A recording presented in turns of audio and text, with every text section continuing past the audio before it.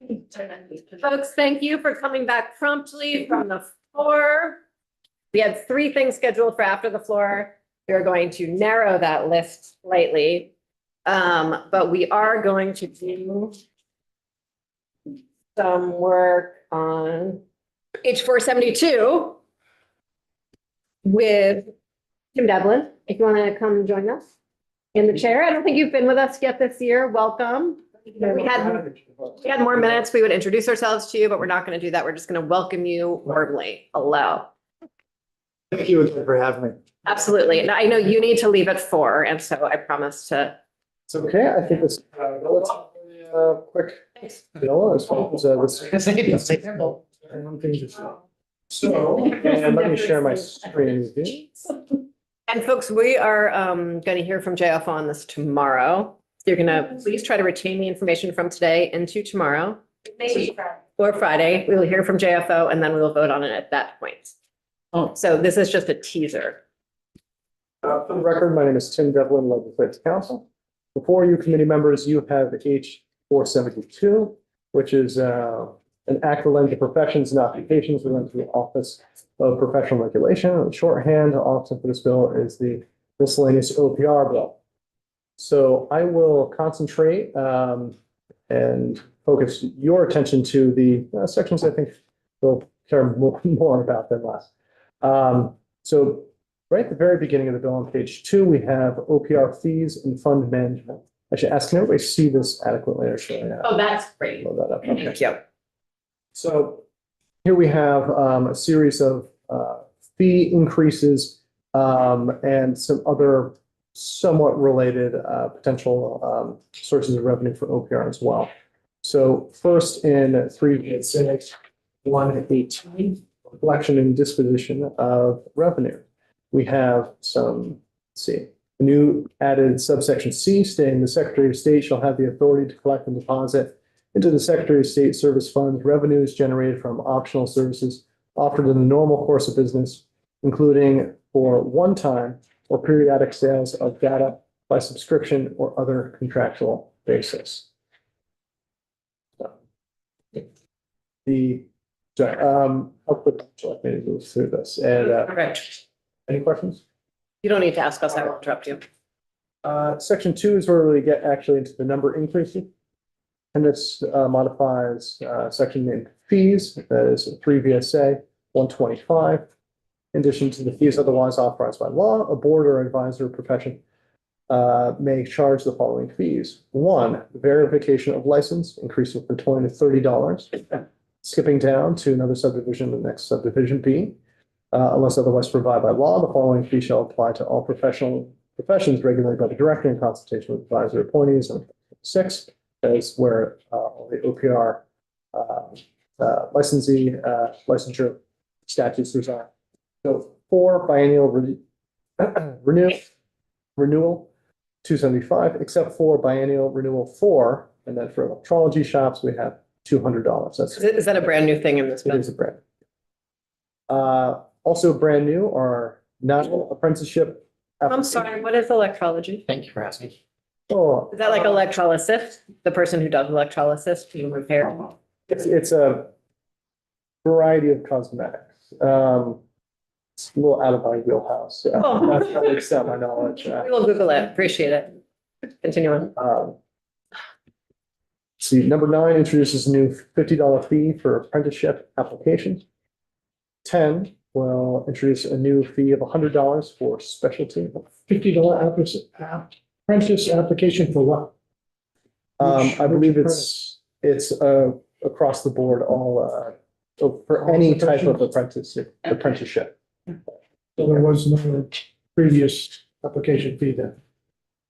There may have been apprenticeship specific ones in here. I'd have to look that up, but this is just a generalized one. But it could be either. I don't know.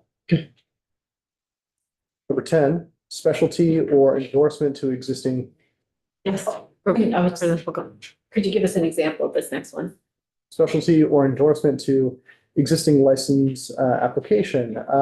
Yes, special endorsements occur in things like special types of teaching licenses, you get another specialized endorsement on top of that, and to apply for that endorsement, it's an extra $100 fee. I don't think teachers are licensed under OPR though. That's why I was asking. Sure. Yeah, no, that's a bad example. Sorry. That's the only example I could think of too. I'd have to think a little bit harder about that too. But the idea being that there are, you know what, one might be for certain types of, I'm thinking like HVAC installation, I think, requires maybe a specialty or endorsement of some sort. But essentially, you can think of, there's a base license and then certain specialties require additional credentialing. There's an additional fee for those. 11, disciplinary action surcharge is $250. We'll get into that a little bit later. It's that one is listed twice in here for Nicholas. Also, there is a strike through or removal of a subsection C. Notwithstanding any provisions of law to the contrary, a board shall not require payment of renewal fees for years during which a license has lapsed. Removal of that would enable them to do so. Well, actually, I should say, don't want to necessarily go so far, but it removes that prohibition. Perhaps there's an open-ended question whether there needs to be additional explicit authorization for them to do so. But right here, it just removes that prohibition. Say that for now. You have a question? Did I hallucinate your hand? I could, no question, but. No, okay, I totally hallucinated your hand, I'm sorry. Next, part of the bill has to do with fee increase of peer support providers. Section 3 will modify 3 VSA 125 fees, and this is in the Secretary of State chapter of 3 for executive versus Title 26, which has most of the other OPR related statutes. B, unless otherwise provided by law, the following fees shall apply to all professions regulated by the director in consultation with advisor appointees under 26, Title 26. 4, under biennial renewal, $275, except for biennial renewal for subdivision B, peer support providers or peer recovery support specialists, increasing from $50 to $75. The next section has to do with OPR duties and disciplinary authorities. Section 4 will modify 3 VSA 123, the duties of the office, and just kind of skipping down here.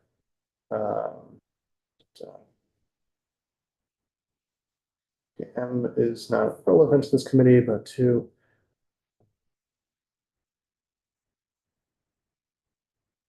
this has to do with fees. So 2 states the individual shall submit this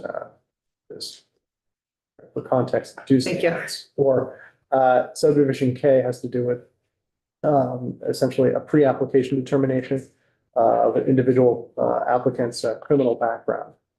So the determination shall not be binding on office in a future application if individual violates probation or parole, or is convicted of another crime following the determination.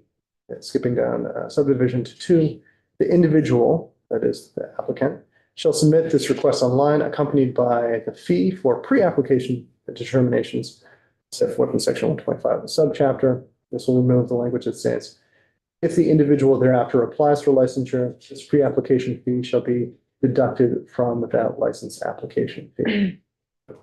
Mhm. I renewed my license last September. And I got partway into it and it wouldn't go any further. I tried it 3 or 4 times. I ended up driving up here to OPR to get my license.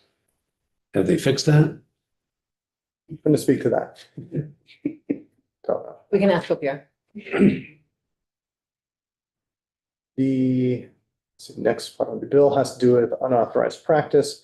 And I just want to point out that although not necessarily a fee, this is a civil penalty that's being increased here, where the Attorney General or attorney assigned by the Office of Professional Regulation may elect to bring an action seeking only a civil penalty of not more than increasing from $2,500 to $5,000 for practicing or permitting the practice of a regulated profession without authority before the board, having regulatory authority over the profession, essentially without one.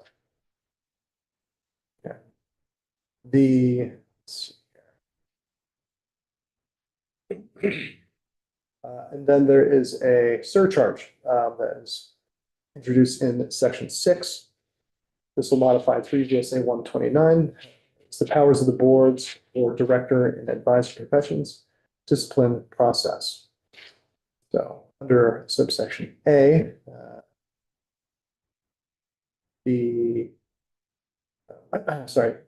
which empowers the exercise following powers, including issuing warnings or reprimands, suspending, revoking, limiting, condition denying, or preventing renewal of licensure after a disciplinary hearing. That is, so after a new language will include, after a finding of professional conduct, a respondent shall pay a disciplinary action surcharge pursuant to subdivision 125B12. That was that very top thing that I skipped over above. Is there any enforcement of the disciplinary action surcharge if it is unpaid somewhere else in the OPR statutes?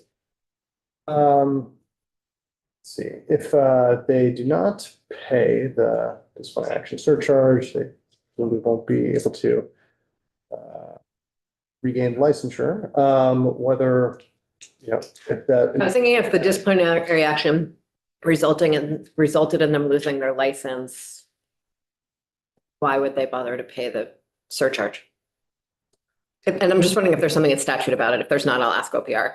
I'm not too sure. Okay. Exactly. I think it more likely not kind of contemplates a situation where, somebody may abandon an application, but then want to come back to it years later, and they kind of have to pay for that.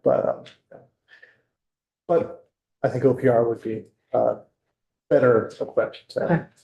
Okay. Then active surcharge would be deposited in a professional regulatory fee fund. Then, let's see, I don't think there's anything else here under cosmetology that we would be concerned about. Nursing assistants. Okay. And then I should just note that under funeral service escrow agents, that just removes the it seems financially relevant, but I don't think it actually necessarily is. As far as what this committee is concerned about, it just removes the requirement that there be an escrow agent whenever a prepaid funeral arrangement is created. Doesn't prohibit it, just doesn't require it anymore. And then this bill does some other things like repeal some of the motor vehicle racing regulations, and then we get down to, the appropriation, but appropriations, and that's it. Okay. Yeah. After a finding of unprofessional conduct, a respondent shall pay a disciplinary action surcharge. Where do I find what that is, or is it all over the place? It is council. It is under fees. Let's see, that was B 11, $250. So this is that part that's split between two different sections of the bill, where they have later on in the bill, they establish the authority to charge that, and then the beginning part of the bill, they state what that is, along with some of the other fees that they charge. And prior to this, there wasn't any disciplinary action surcharge for this new provision that talks about how it's charged and where it goes, correct? I believe so. Okay. Just one other question too, if I can. I know maybe you don't know the answer to this, Tim, but generally when fees are increased on occupations, it's because there's an issue with that particular occupation with a lot of issues, and that money goes towards the particular board that oversees that particular occupation. So I wonder if there was any information on any of that. Was it? Representative Higley, this has way more content for us than I expected. My apologies for not reading it in advance. So we're gonna have OPR in and they can explain that to us, because I think there's a lot of context that we're missing. Okay, thanks. Sorry. Yeah, absolutely. Yes, I also have that question. Representative Holcomb. Yeah, mine's actually a process question. Mhm. It's not specific to this bill. And it just comes from being in appropriations. Mhm. In general, independent entities can ask for positions, state agencies can't. Mhm. And also whoever gets through the door first, we tend to push it through. But I don't know that that necessarily means that we're taking a holistic look across the whole state government in terms of where positions are most needed. So I just wondered, I know they track positions. Do we track? We don't check positions. So we just say yes or no. We just don't, they're Just don't- we not our just vote business. these things out. Positions are not our business. But this, understand it. Who's air traffic control on total, I guess is what. appropriations is air traffic control and appropriations. What we are checking is whether or not the fees meet the need that they are supposed to be meeting. That's in the context of this bill, and if they are sort of appropriate with people's ability to pay, that kind of thing. And Thank Chair you. Corners, I apologize, but I do have to leave. No, thank you very much for being here. We're gonna spend, I think, maybe more time with you on this bill, so. Okay. it'll- And very well, maybe my colleague Tucker Anderson has. Okay. Okay, thank you. Oh, and was Tucker the main person on this bill? We've been switching it off. Okay, cool. Okay, thank you. Thank you. Did you wanna? Oh, he's leaving. Okay, cool. Save for next time. We're gonna dive back into this later. We're gonna have JFO come in, take us through what I imagine will be some sort of spreadsheet related to the fee changes in it. OPR will come in, explain their thinking. Everything will become clearer. Thank you for coming up here, Kate. Andrew, thank you for your patience with us today. Would you like to join us? It's really nice to have you in committee. Thank you.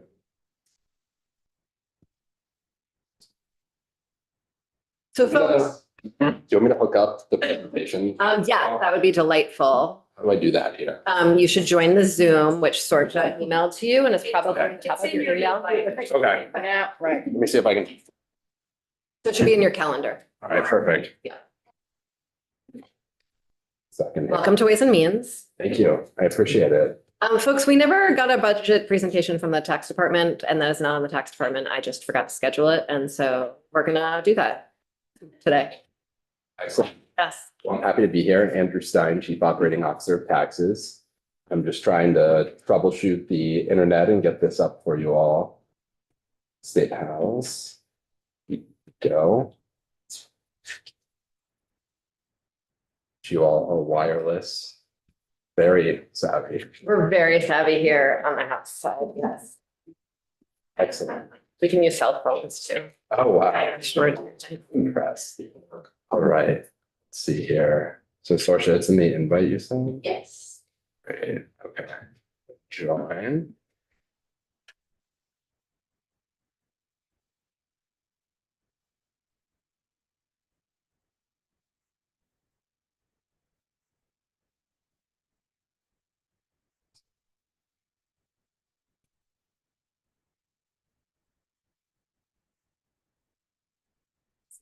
See me? All right, great.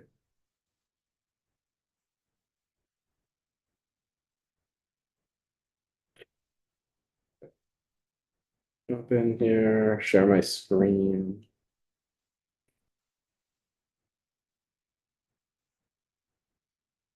Everybody see that?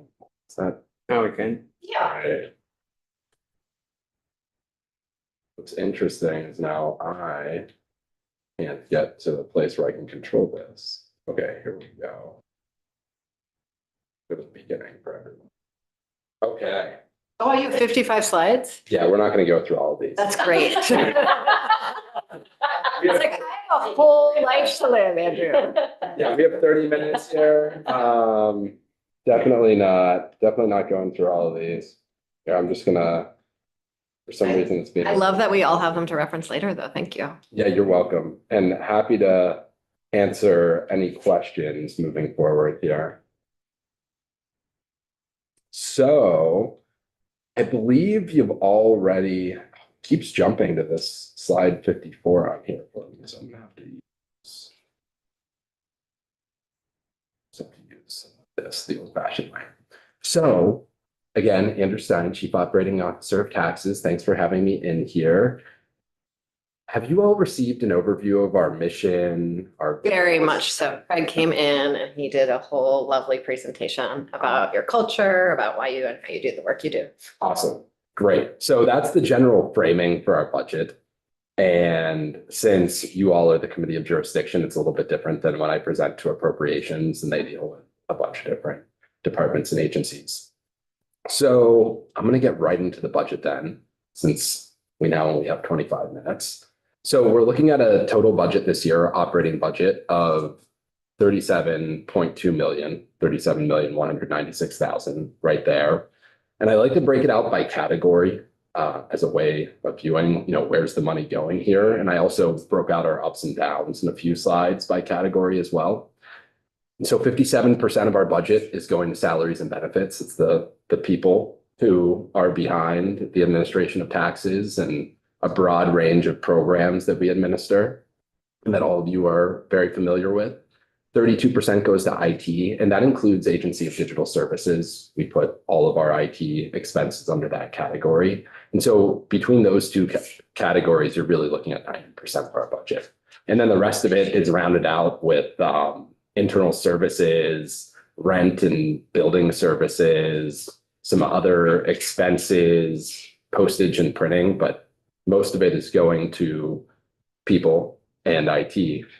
And in general, we've found that when you pair talented people and put an emphasis on culture with modern technology, you get good public administration results and high levels of public service. And so our money is a reflection of that. Our budget is a reflection of that. In terms of what the current budget and next year's budget are funding, we're looking at the childcare contribution is a big policy that was implemented this past year and one that we've put a lot of time and energy into. And you all are very familiar with that, so I'm not going to spend a bunch of time there, but we were able to incorporate that into withholding and personal income tax structures, which saved a bunch of money. That was very exciting to see. Yeah, we were not sure with early versions of that proposed tax or contribution. We were not certain that would be able to do it that way, but the way that it ultimately passed, we were able to incorporate, which is also helpful for compliance. Whenever you make it easier on people, businesses, individuals to file, they're likely going to do the right thing. And voluntary compliance is really the backbone of our tax system. And then new local option tax towns. This has been a big deal for our department, and I know for all of you. I mean, at least I know, and I'm sorry. I don't know if everyone else is sorry. I'm sorry about how much trouble local option taxes are. They're very important to towns, but they're an enormous amount of work for you. Yeah, they are quite a bit of work, and it's just, it's an ongoing part of what we do. We understand it, and our team is doing a really good job with it. This year, we want to maintain historically high processing efficiency rates, and I'll get into what those metrics are here in a little bit. We're at the precipice of modernizing current use. Current use is the way that it's like, I don't know, the last vestige of an antiquated tax system that we have in the state. It's all of the documentation is in paper in a vault room. Its application system is a 20-plus-year-old system that really wasn't, let's just leave it at that. And so we're going to be shifting that program into our VTAX system. We're going to begin that project like now, pretty much. We're just waiting. We're putting the finishing touches on that contract. It just actually received all of the necessary state signatures right before I came over here. And that's going to be a really big deal. We're going to shift that program into VTAX, and then we're going to embark on what's likely going to be a year, maybe 2-year process of digitizing all of those current use records. So there's a lot there. And you may hear at times some proposals around land use change tax and current use, which I understand there are many.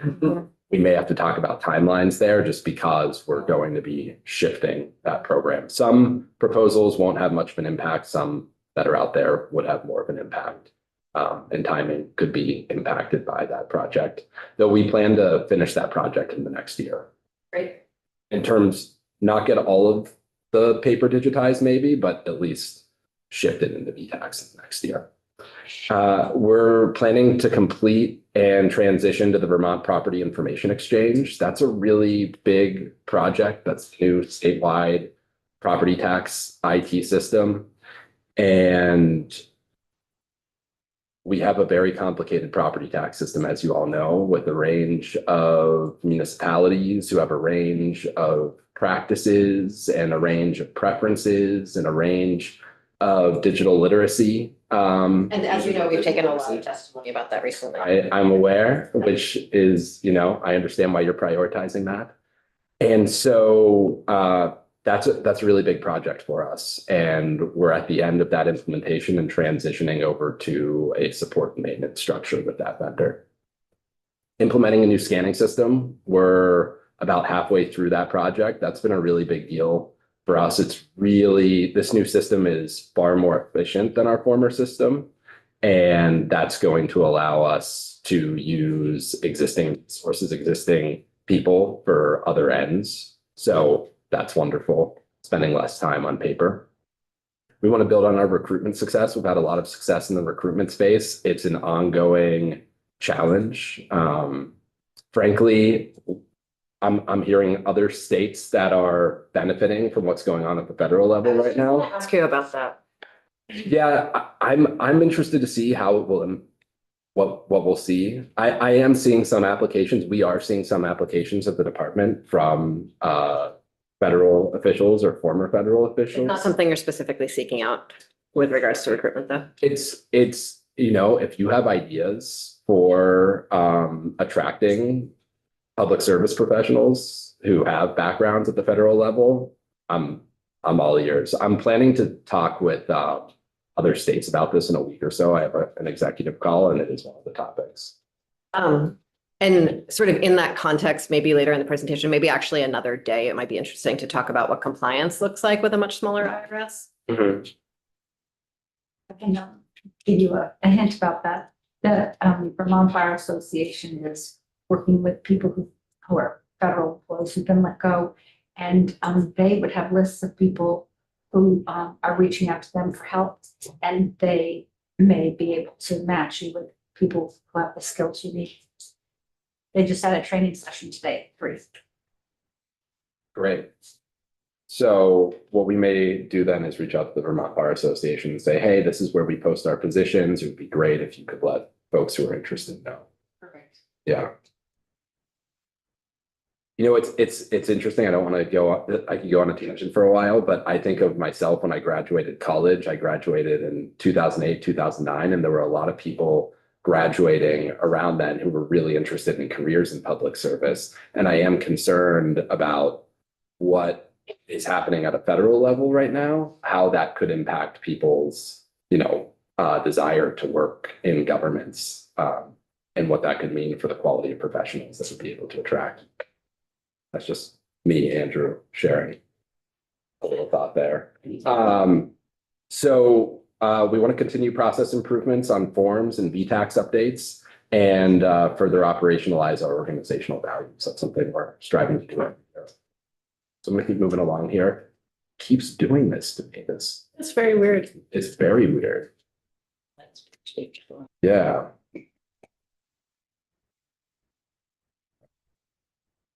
Well.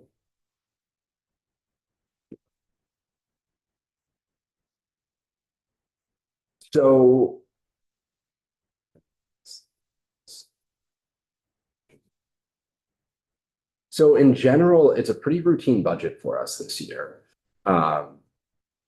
The big up that you'll see is a class action RFR for tax examiners and field auditors, and that's about 60 positions. And What that is, an RFR is a request for reclassification. That's part of our state's classification system. Our unionized workforce, is they're called classified employees. So if you're represented by a union, you're part of the classified workforce. There's different bargaining units.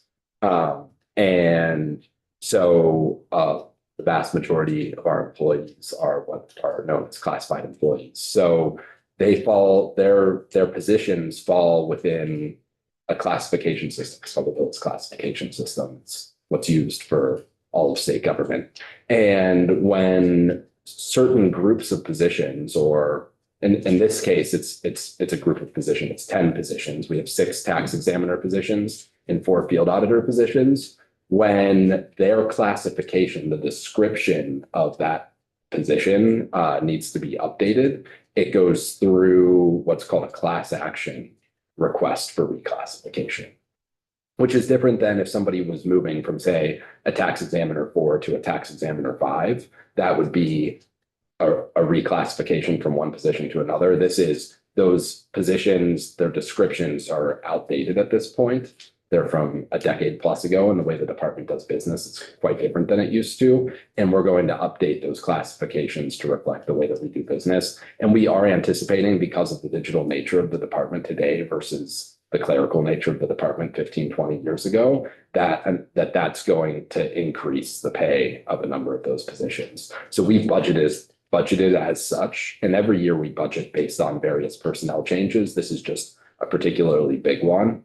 And so that's what that line item is. And we don't know exactly how that reclassification process is going to end up. We don't know the exact outcome, but we're able to, we think we took a pretty informed guess to this work. So that's the big up there.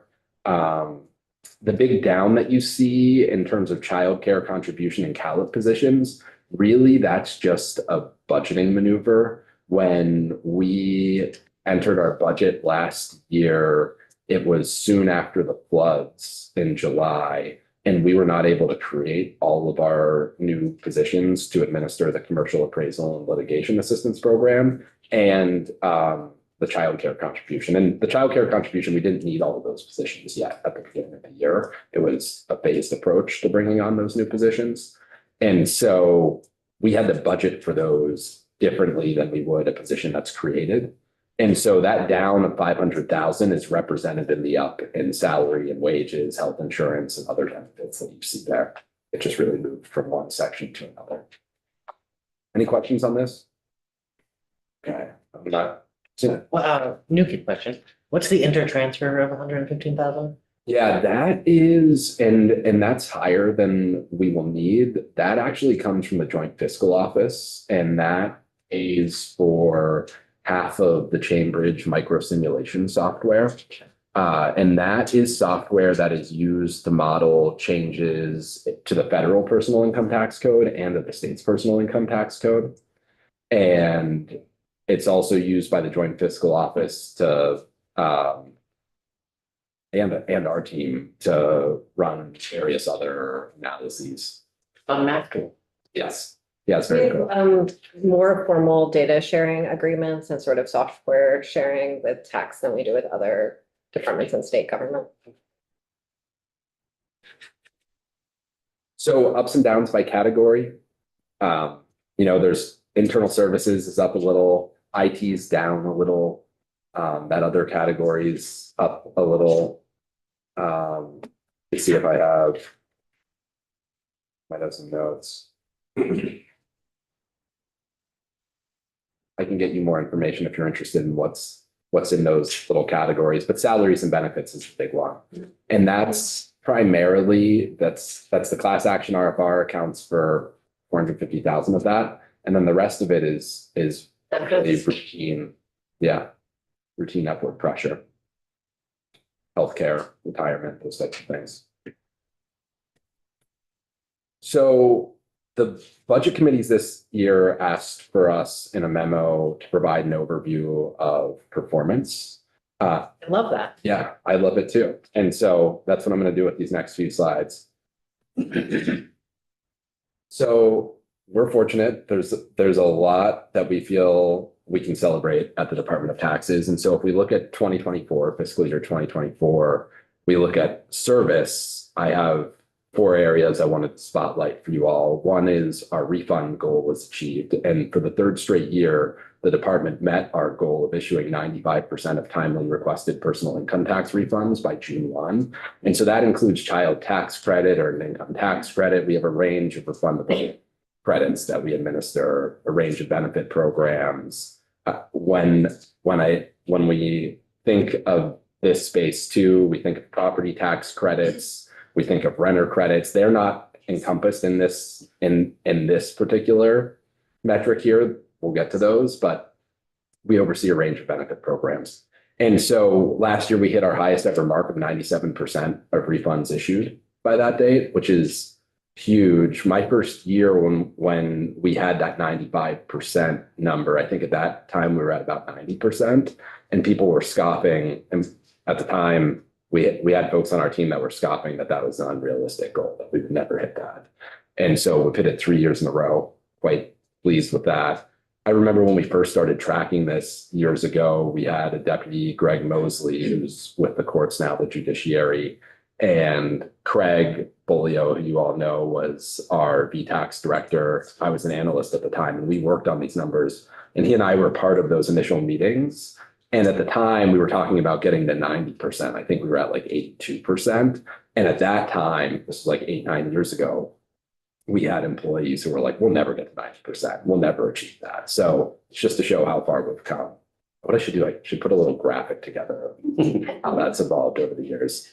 So renter credit progress, I do have a juxtaposition here, which I think is great. In 2018, 25% of claims were issued within 60 days. In 2024, 96% of renter credit claims were issued within 60 days. So that's a key performance metric that we track, and very pleased to see that.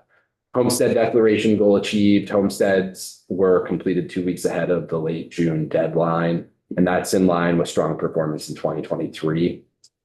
My first year in this role, we really struggled.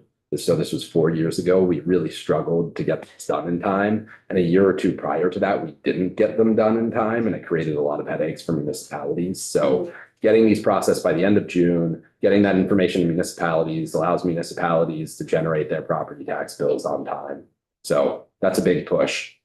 And then short wait times. The department received 106,000 calls in 2024, and the average taxpayer waited 1 minute and 23 seconds before talking to an agent. That's incredible. Wow. Yeah, we're very pleased with that. There's one federal government agency that I have to call somewhat regularly, and I've been on the phone for like 6 hours waiting to talk to someone before. I've been there, maybe not 6 hours. Yeah. So those are the types of impacts that you're going to have though with your people, staffing agencies of that nature.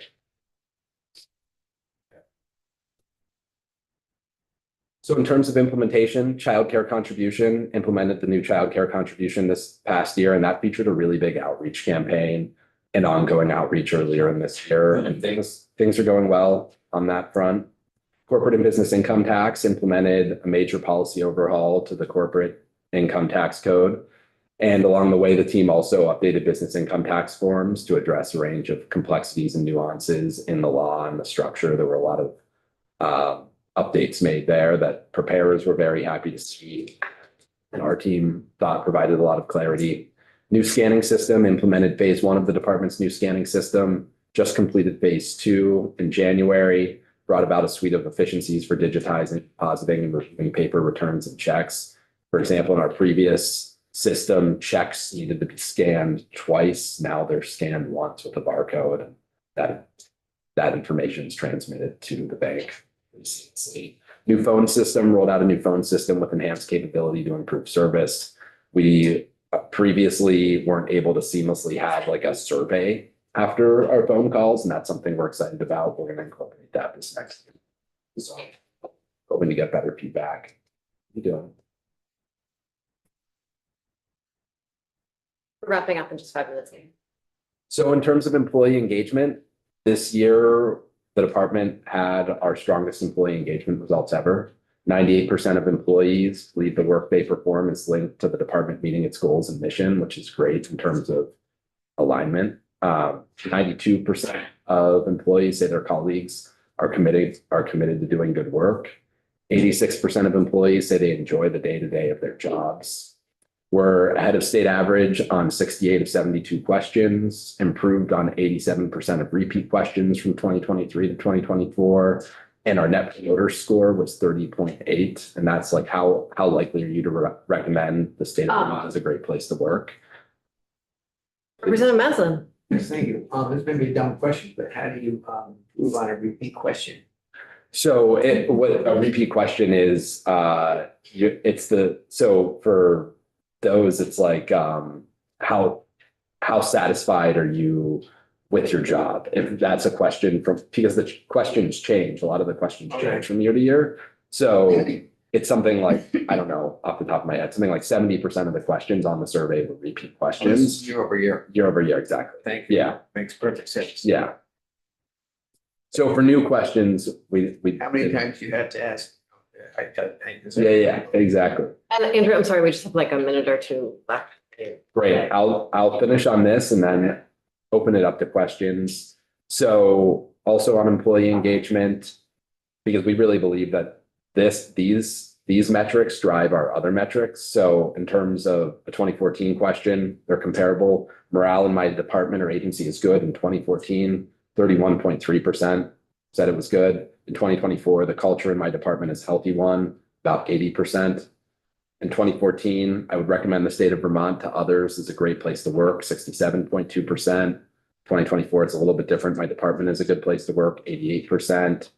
The amount of work I'm expected to perform is reasonable, going from about 40% to 75%. And that was, we put a heavy emphasis on capacity planning and prioritization several years ago. And I think that's the major driver of that score. I'm encouraged to share ideas on improving either service delivery or business process efficiency, going up from just under 50% to about 83%. And then the people I work with care about me, going from 65% to 79%. So we're very pleased with those. Any questions? I realize we're running out of time here.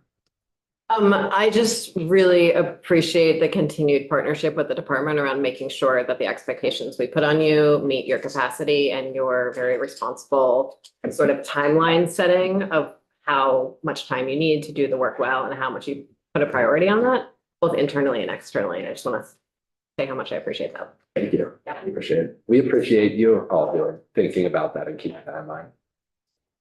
Any other questions from anyone? I do have one question for you. In terms of like district advisors and the property valuation review. Currently we've got 6 with a supervisor. Yeah, we have, I can go to that. Are there any open positions there or are you trying to fill them? I don't think we have any vacancies in PBR right now. Okay. We have, last time I checked, we had 3 vacancies in TPS and most of our vacancies are in compliance, which is a difficult area to recruit all across the country right now. This is our PBR crew. I'm pretty certain there's no vacancies in PBR.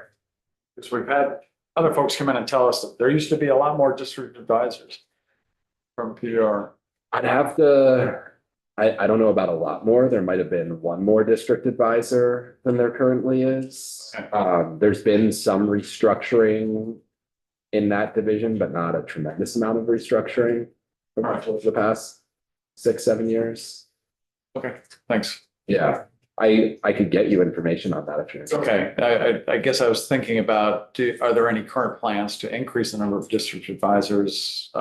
As you're satisfied that they are doing the work they need to be doing, that kind of stuff? I feel like we have a plan to increase the number of district advisors. Yeah, what is, no, if we have our Oh, okay. plan already. We have no current plans to increase. Yeah. All right. Thank you all. Thank you so much. Anything else or you good? I think that's great. Thank you. Appreciate you taking the time.